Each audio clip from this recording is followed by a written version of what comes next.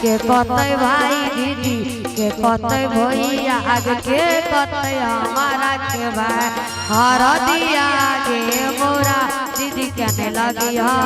दीदी मोरा बड़ी सुकुमार हर दिया गे मोरा दीदी कहने लगी हो दीदी मोरा बड़ी सुकुमार। देखिए इतने छोटे उम्र में लोग माइक पकड़ने से डरते हैं, बड़े बड़े लोग माइक पकड़ते थरथरा जाते हैं। इतना अच्छा से बीच में कीबोर्ड बंद हो गया था, कोई तार छूट गया था, उसके बाद भी कॉन्फिडेंस देखिए कि टाइम पर जगह से ये उठा के कॉन्फिडेंस के साथ गीत को प्रस्तुत किए। बसवा कटाई रहलो मारा बचवई तो चल जइबी दीदी ससुरार हर दिया गे मोरा दीदी कहने लगी हो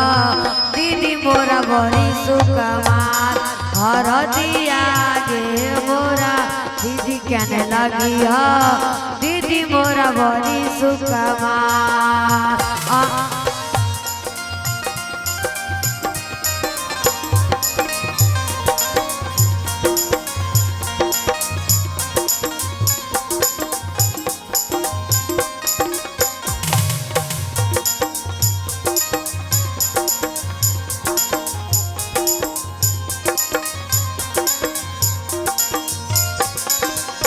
आंगन के फूलवा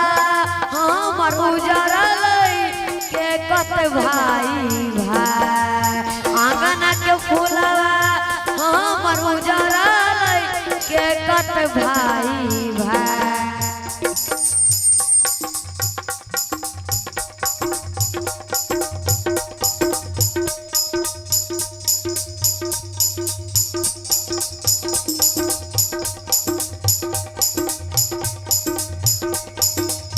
आंगन के फूलवा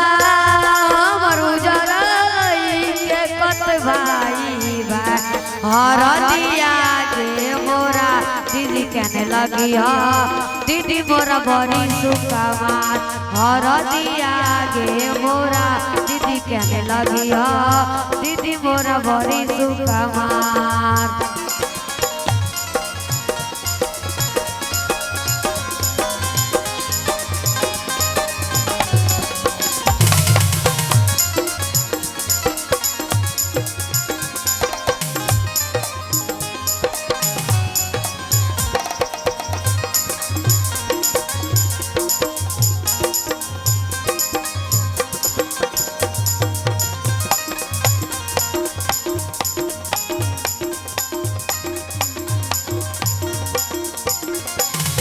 के कतई भाई दीदी के कतई भैया के कतई भाई दीदी के कतई भैया आगे के कतई हमारा के भाई के कतई भाई दीदी के कतई भैया आगे के कतई हमारा के भाई हर दिया गे मोरा दीदी कहने लगी हो दीदी मोरा बड़ी सुकुमार हर दिया गे मोरा दीदी कहने लगी हो दीदी मोरा बड़ी सुकुमार।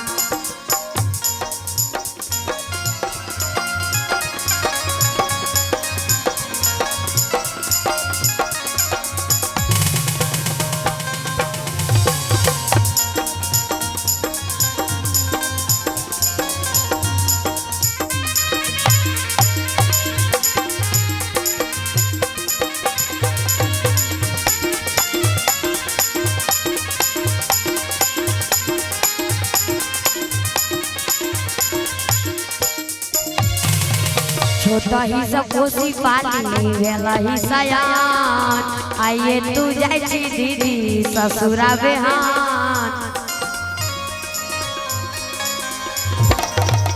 छोटा ही सब खुशी पाली वेला ही सयान आइए तू जाय छी दीदी ससुरा बेहान के दीदी भूल गेली तू राम लक्ष्मण दोनों भाई के दीदी छोड़ देली राम लक्ष्मण दोनों भाई हर दिया गे मोरा दीदी कहने लगी हो दीदी मोरा बड़ी सुकुमार हर दिया गे मोरा दीदी कहने लगी हो दीदी मोरा बड़ी सुकुमार हर दिया गे मोरा दीदी कहने लगी हो दीदी मोरा बड़ी सुकुमार हर दिया के और देखिए इतने छोटे उम्र में लोग माइक पकड़ने से डरते हैं, बड़े बड़े लोग माइक पकड़ते थरथरा जाते हैं। और इतना अच्छा से बीच में कीबोर्ड बंद हो गया था, कोई तार छूट गया था, उसके बाद भी कॉन्फिडेंस देखिए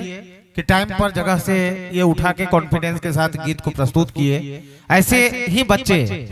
आज सुंदर सामंजस्य बनते हैं, राहुल सिंह बनते हैं, अनुप्रिया बनती है, विकास विभूति बनते हैं, रंजन बनते हैं, गुलशन बनते हैं, अंकित बनते हैं, दिलखुश बनते हैं। ऐसे ऐसे बच्चे जिन्हें देखने के लिए माँ बहने में जो खुशी हमने देखी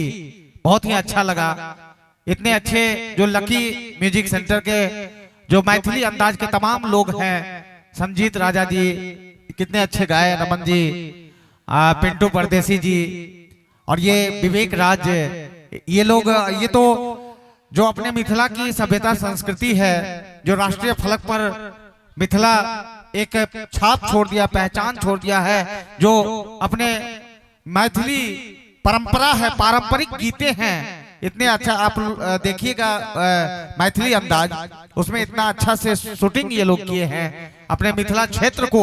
आगे बढ़ाने के लिए। आज मैथिली भाषा अष्टम सूची में शामिल हो गया है राष्ट्रीय स्तर पर इस देश में की 8वीं भाषा के रूप में। और ऐसे ऐसे बच्चे जो कल के भविष्य हैं इतने अच्छे से गाए, इनके गीत पर खुश होके इस बच्चे के पापा जी के परम मित्र धकजरी के वार्ड सदस्य श्री अरुण कुमार यादव जी इन्हें 101 रुपये का पुरस्कार दिए हैं। मैं इस बच्चे को आशीर्वाद देता हूं कि आप आगे बढ़ें और आइए